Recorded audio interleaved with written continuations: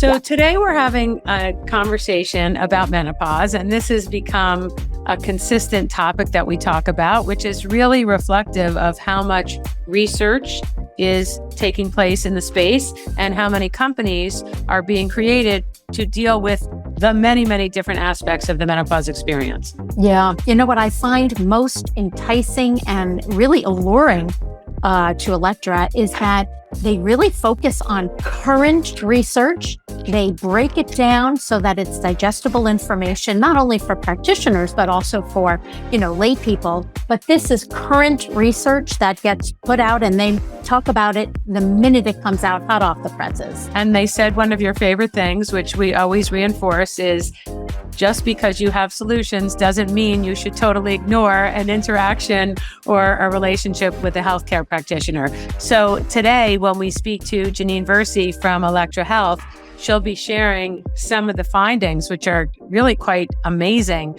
that they found from doing research about women in perimenopause or menopause in the workplace. And there's so many nuggets and so many things to learn. And I think we'll give listeners a lot of ideas for new businesses to rise up to respond to those. No question. In fact, such interesting information and really kind of shocking that it will be presented at our big menopause conference in the fall. Welcome to the Business of the V. Hello, friends and colleagues. I'm Dr. Alyssa Dweck. And I'm Rachel Braun-Sherrill.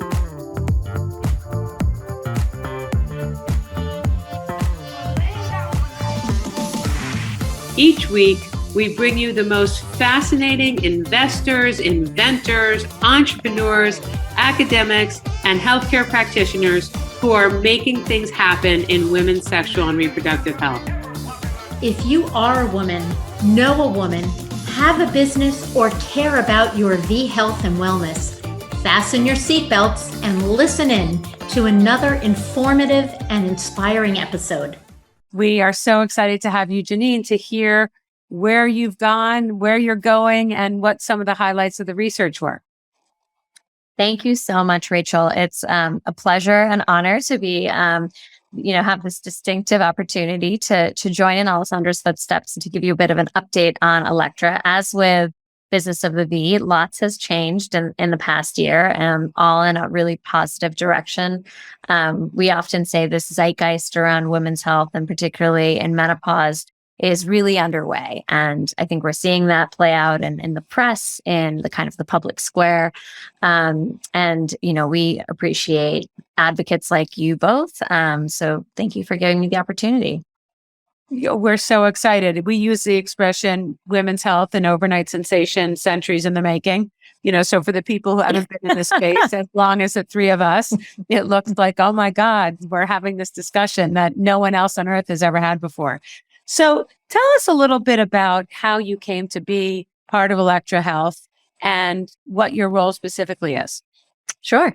Well, I'm probably this starts with me being the eldest of three daughters with two physician parents. In particular, my father is a urogynecologist. So he retired out of obstetrics into urogynecology. And so growing up, our dinner table was very much a place where it was, vaginas and vulvas and conversations about a lot of menopausal issues. And I didn't think decades on that we would come full circle, but here we are. My career in the interim spanned technology. I was at Google a dozen years ago, before there was Instagram, before there was TikTok, and kind of the early internet days. And then in the Obama administration, so I did some public policy work. And coming out of Harvard Business School, I was really interested in this intersection of healthcare and tech. And it brought me to New York. I worked in mental health, and then I worked at a company called Cityblock Health, which is now a well-known unicorn in the space of really Medicaid-focused innovation for complex medical and social needs. But what was happening simultaneously at this time was a lot of really interesting work in women's health, new companies popping up, but they really seemed dedicated to the fertility and pregnancy-related needs and conditions, which obviously remain incredibly important, but it did highlight this gap for women who have moved through their reproductive years, and so few innovative services were there to take care of them. And so that's where Alessandra and I paired up. We were introduced by a friend and now investor, along with our founding physician, Dr. Anna Barbieri, a gynecologist at Mount Sinai. And so we've been building Electra ever since. It's 3+ years in the making. Amazing.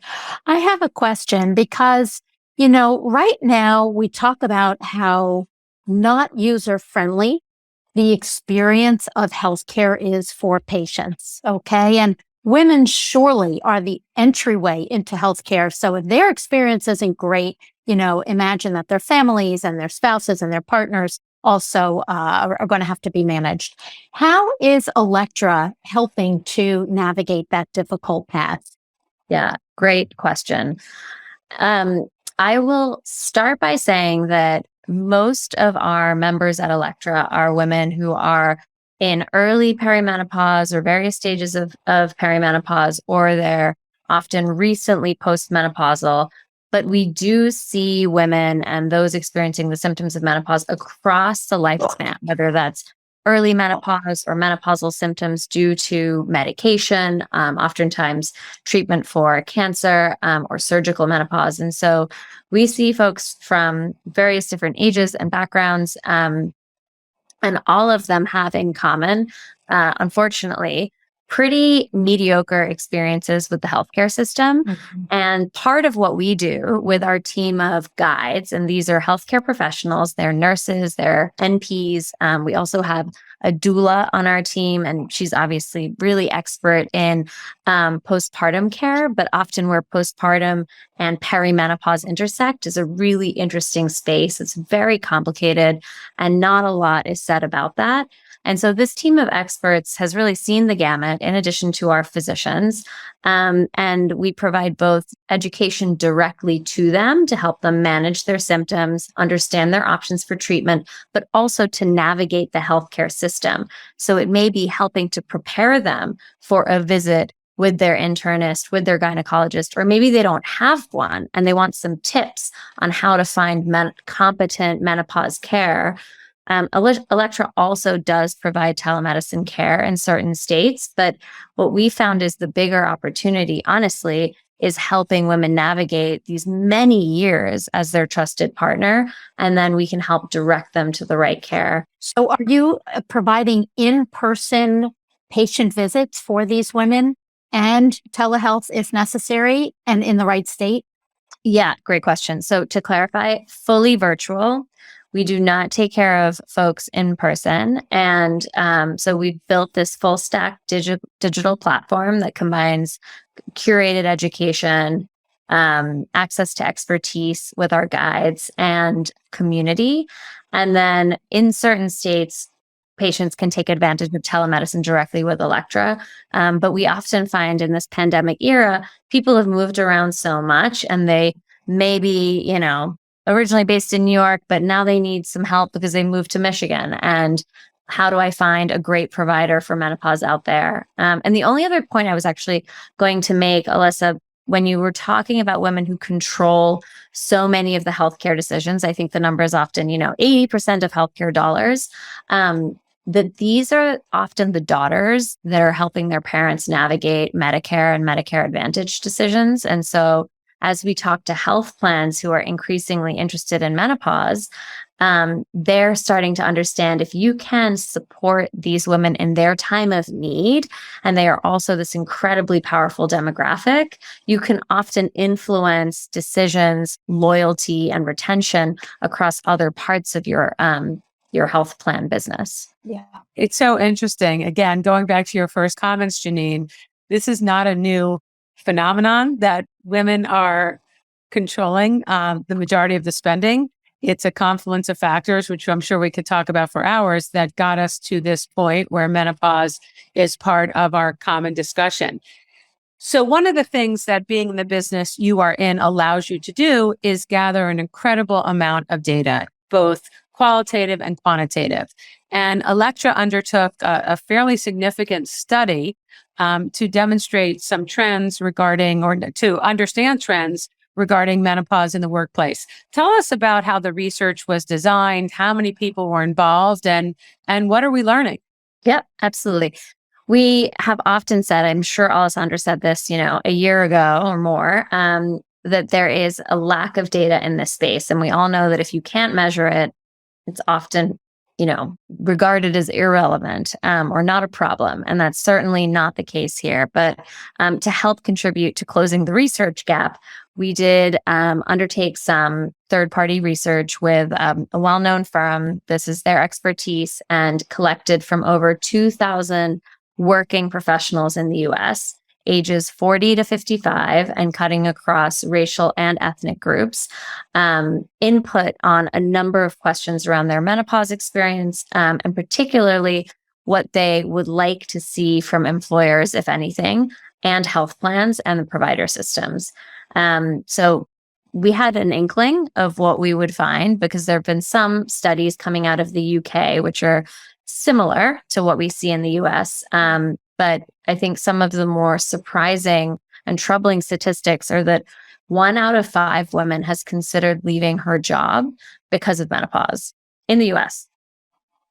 And, at a time when so much is happening in women's health, and employers, stakeholders, and really society writ large needs to be paying attention to how we care for women across the lifespan, it is even more important that we pay attention to statistics like this. So I can offer a few more if that's helpful. Well, I want to ask Dr. Dweck, how common this is. How you've said this a number of times, your practice is aging as you gracefully are getting older as well. Are you hearing these kind of comments from your patients who are in the workforce, who are in this stage of life? 20% is a huge number.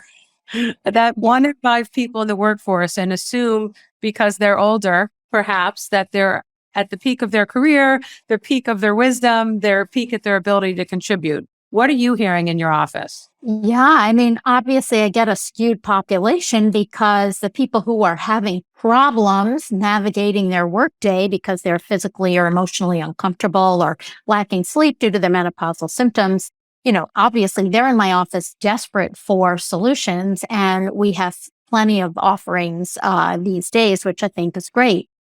I will say that many of my very, high C-suite type professional women, I would say it's kind of half and half. Some complain, but the suck it up attitude, and if I want to be, considered gender equal to my male counterparts, I just have to deal with these symptoms. So make me better, and I need to just go full steam ahead. So I'm still seeing a little bit of a dichotomy with people who really want help and support and solutions, or just to quit altogether, and those who have kind of been brought up with the suck it up attitude, and they're willing to take whatever measures they have to in order to fulfill their responsibilities and remain at the top of their games. So I think that this is still an ever evolving situation. And I'm curious if you got that suck it up type of mentality as part of the question answers that you saw in your survey.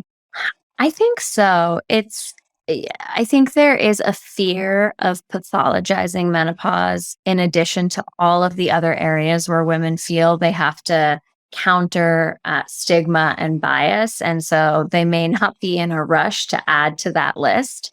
But at the same time, when you start to peel back the onion and ask folks specifically about their symptoms and how it impacts their productivity, that is a pretty revealing set of answers. So, and especially, I would say, where it intersects with what we think of as mental and behavioral health. So 42% of women report not having enough mental health support to deal with menopause.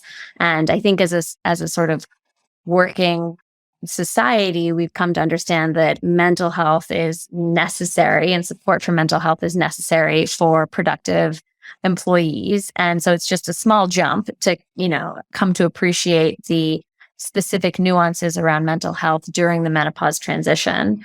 And as many as 18% report missing 4 or more days of work due to symptoms. And from what I understand, they use totally different excuses than what's really plaguing them. My question for you also is, do you think any of the responses were really colored by the pandemic? Because after all, many people were working from home. Some people, may have been having more symptoms of mental anguish, particularly due to what was going on universally. Was that taken into account with your study? Yes, 54% reported that the pandemic affected their menopause experience negatively. And I will say that there was commentary around having flexibility to work from home so that, you could manage your own day and your own physical environment. And so there is a benefit to that. And a lot of what we do when we talk to employers and help them with trainings and ways to support their employees navigating menopause is really this discussion around what does workplace flexibility look like and how do you encourage that in a way that is really inclusive and supportive as opposed to being, a way to make a specific group of people feel singled out.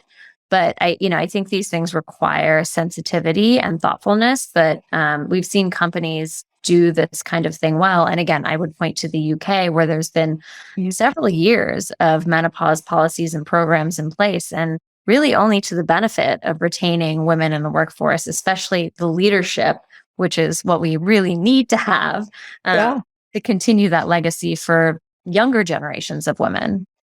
Well, look, I think the UK also had a real impetus to do this because of their shortages of HRT or hormone replacement therapy. So, the suffering went above and beyond what it should if women wanted to be treated and were candidates for that. Here's today's hot flash. As of 2020, most employers had wellness programs of some kind, including 53% of small firms, those with 3 to 200 employees, and 81% of large companies. So there was an economic push, which is great. It's still okay to make progress, even if it's not from a totally pure perspective. What I'm curious about is two things. It sounds like you now offer these services where you're training workplaces to be more accommodating. So I want to hear about that. Sounds like a new revenue stream. And also in the context of that, you must be offering, I imagine, practical solutions. What are some of the easy things that employers can just pick off the top and start making their work environment more accommodating to women in this stage of life? Yeah, well, it definitely starts with knowledge. So oftentimes we receive an email from someone who is ready to have this conversation either within their ERG or employee resource group, or in a subset of their sort of diversity, equity, inclusion, belonging initiatives at work. And so that's often an entry point for just getting to know the space. We bring our clinical experts in to provide education, and it often sparks great conversation. So I think it really starts with a willingness on behalf of the employer to create a safe and open space for that dialogue. And that's where we recommend everybody starts. And Electra can help to facilitate that and provide educational resources. And then for those who would like to actually offer more support, we have a platform, full stack digital platform that I mentioned earlier, where employers are taking advantage of that as a benefit to offer to their employees, sitting alongside other benefits that are, perhaps have been around longer for mental or behavioral health, or fertility or pregnancy or family planning or return to work. Those employees tend to be the ones who say, hold on a second, I had some access to something in, the last few years when I was navigating maybe pregnancy and postpartum. And now I feel like I'm going through another set of issues and it's really crickets. And I feel like I actually deserve better than that. And so women are themselves speaking up and out. We very much encourage that and have a toolkit to bring to bear that includes education, dialogue, and then access to our services, which is really, what we call our menopause doula and a safe place for community. Well, I've seen such progress because I have actually witnessed wellness officers for women's health in huge corporations. And I think that's beneficial for everybody. So I think you're right that, and I didn't sort of specify this, but having a champion is incredibly important, and having that be someone that's, separate and apart from the reporting structure. I think we're seeing this increasingly in organizations, but certainly, there are ones that are more forward leaning, and actually, I would say it's not necessarily the ones that are run by women. There are it doesn't have to be female leadership at the top that encourages this. We see, the importance of involving allies, and everybody has a loved one affected by menopause. You do not have to be in that particular time of life yourself in order to make a difference in this space. I'm curious now, with menopause really being so on the map and a little less distressing for people to speak about. And I know your adage was always, smash the taboo of menopause. How is Electra? I mean, I know how, but please explain to our audience how Electra is distinguished from some of these other platforms, some of which might be just providing more patient care. I would like to hear how you're really distinguished in that marketplace. Absolutely. Well, first of all, it's exciting to see more and more organizations joining the space. We really believe that this rising tide benefits everybody. And this is a massive space. I mean, the universality of this experience can't really be understated. And so where Electra focuses is really on this continuity of what I will call expertise and care. So we bring together education, care, and community in partnership with women over the course of their journey to help them understand how to navigate, where to get solutions, and how to understand what their options are for symptoms, as well as how to live well beyond menopause. So bringing all of that together includes evidence-based education, content that's vetted by our clinical teams, who are, I have to brag for a second, some of the best researchers in menopause medicine that we're deeply lucky to work with. And where, oftentimes we find women needing help and support understanding which specialists to see, because they might experience palpitations and think that they're having a heart attack. They might experience brain fog and fear something, terrible is going on, and want to go and get a EKG or something. So that navigation becomes really important as a trusted partner. And we're not selling products. So we're not selling medication directly. And that means that we, in some ways are free from bias around the products that we recommend. It's really just based on the individual needs of that member and what is appropriate and right for her. So, and there are supplements, there are sort of the aesthetic, health, and beauty companies. And are you recommend these categories of care? Like, will you say you need these kinds of supplements, or you should buy supplements that are made by this company because they have the evidence that is supportive of your clinical approach? So we will do both, in the sense that we will recommend brands that we think are, have a high standard of research and safety, but we will always advise individuals to connect with their provider for a really thorough conversation around both supplements and medication, because I think oftentimes people say they would like a natural solution, but don't always register that some supplements can interact and can be harmful. But we don't, it's not that we actually have a financial relationship with any of these products companies. And so that allows us a degree of independence in the recommendations we make. One of the things that's been so exciting being part of this space and watching it develop is you had shared a statistic early on that in your study, women missed on average 4 days of work. Yep. One of the things that's becoming, I think, helping to drive this groundswell is that if you can get them back in work for those 4 days, think about the bump in productivity. If you can provide an environment where they're more comfortable, whatever that means, emotionally, physically, intellectually, think about how your search costs will be reduced. So one of the ways that I think this whole universe, this ecosystem has helped itself is not just to focus on the incredible statistics that 1.1 billion women will be in menopause by 2025, because you get the pushback, well, it's not life threatening. And, there's so many other things you could be spending on.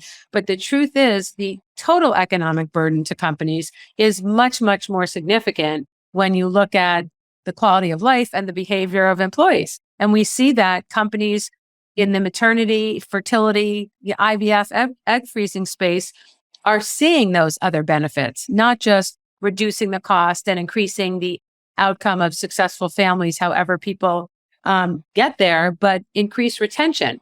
Yeah. And we're scratching the surface, right? So people are still getting their arms around this. They're still getting comfortable. But I think the more folks hear others speak up, speak out, normalize the conversation, the benefits redound to all of us, not just the women in question, but I think those that are coming behind them, as well as their non-female counterparts, because at the end of the day, we all are navigating, especially in an era of a pandemic, health and wellness concerns that pervade our work. And so that sensitivity and accommodation at work is really essential for all of us. I'm curious if you have a resource list of, reading material that's sort of your go-to in an effort to educate your members, other than just meeting with the doula and the, clinician. What do you normally recommend? Yeah, well, we have our Menopause 101. We have a lot of content on our website that we actually work really hard to keep up to date. So I would definitely recommend everyone visit electrahealth.com. And then within our platform, we have, additional layers of sort of curation and detail. But there are authors like yourself, Dr. Dweck. There's a lot of really amazing work and research coming out. And what we try to do, the role we try to play, is also to invite others in the space to demystify what the latest and greatest research is on various topics. And there is great research on women's health and menopause. It often just doesn't get highlighted in the way that it should. And so we spend a lot of time sort of surfacing and providing an interpretation that is more accessible rather than trying to, reinvent the wheel. I love that, because I read your newsletter, of course, and I'm always amazed at the current status of the research that you do present, and that it's not just a little teeny snippet that somebody may hear on the news or read in the newspaper, but it does go into a little bit more detail. So there's a little more transparency. But, for all of those who complain about not enough research being done in women's health, I think this is really showing that that's changing. We're going to be at the North American Menopause Society annual conference this year. We have an abstract that is related to and a poster presentation. So for those who don't know, it's really distilling some of this research down, and we always come away incredibly inspired by the other academics and researchers that are dedicated to this space. And so, I'm sure there'll be lots more in October when that conference takes place. And so, building businesses in this space is hard.